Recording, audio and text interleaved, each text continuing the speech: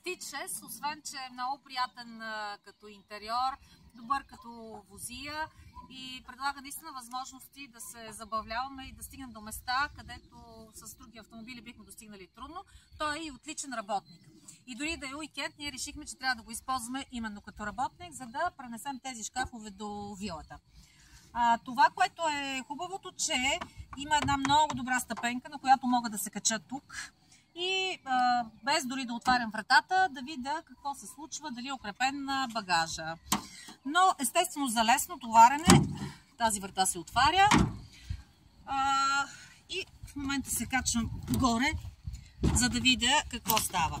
Багажът може много добре да се укрепи благодарение на тези хълки тук, които са, така че наистина има и отзад хълка. Всичко да бъде укрепено и да върви свободно в движението. Естествено, ако имате по-дълъг товар, тази врата може да пътувате и с нея отворена, като общо товароместимостта на легена отзад е до 1 тон.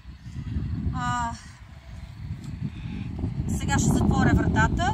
Слизането е много удобно и много лесно, защото мога да си оставя ето тук крака. Слизам долу, затварям вратата и сме готови.